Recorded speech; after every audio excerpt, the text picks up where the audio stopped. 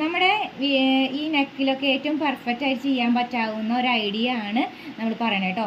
നെക്കൊക്കെ ഏത് ഡിസൈൻ ചെയ്യാനായിട്ട് ഇപ്പോൾ ഇനി കെർവ് വരുന്ന പോലെ കണ്ട് ഈ ഒരു ഡിസൈനിൽ ഇങ്ങനത്തെ നൈറ്റിക്ക് ഇങ്ങനെ ഒരു കെർവൊക്കെ വരുന്നില്ലേ, ഈ ടൈറ്റാനിക് മോഡൽ വരുന്നത്. അപ്പോൾ ഈ കെർവൊക്കെ വരുമ്പോൾ ഇത് സ്റ്റിച്ച് ചെയ്യാനൊക്കെ എളുപ്പത്തില്ല. അതുപോലെ ഈ ഒരു ഭാഗം നമുക്ക് ഇങ്ങനെ കെർവ് വരുമ്പോൾ സ്റ്റിച്ച് ചെയ്യാനും, അതുപോലെ സ്ക്വയർ ആയിക്കോട്ടെ വേറെ എന്ത് മോഡലായിക്കോട്ടെ സ്റ്റിച്ച് ചെയ്യാൻ എളുപ്പമുള്ളൊരു ടിപ്പാണ് പറഞ്ഞു തരുന്നത്.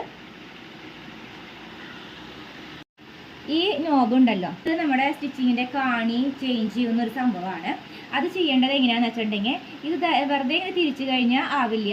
ഈ ഒരു സംഭവം ഉണ്ടല്ലോ, ഇതിങ്ങനെ ഈ ഒരു പെടൽ ഇങ്ങനെ ആക്കിയ ശേഷം നമുക്ക് ഇങ്ങനെ അഡ്ജസ്റ്റ് ചെയ്യാൻ പറ്റും. ഇതിൽ ഏറ്റവും ചെറുത് 1 തൊട്ട് സ്റ്റാർട്ട് ചെയ്യുന്നത്, അതുപോലെ തന്നെ 5 വരെയാണ് ഇതിനകത്ത് കാണിച്ചിരിക്കുന്നത് കേട്ടോ.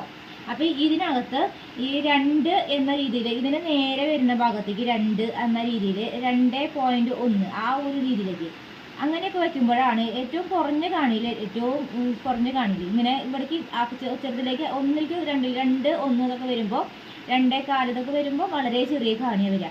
അപ്പോൾ 2ലെങ്കിലും ഇട്ടിട്ട് വേണം സ്റ്റിച്ച് ചെയ്യാനായിട്ട് കഴുത്തിൻ്റെ ഭാഗം തയ്ക്കുമ്പോൾ കേട്ടോ.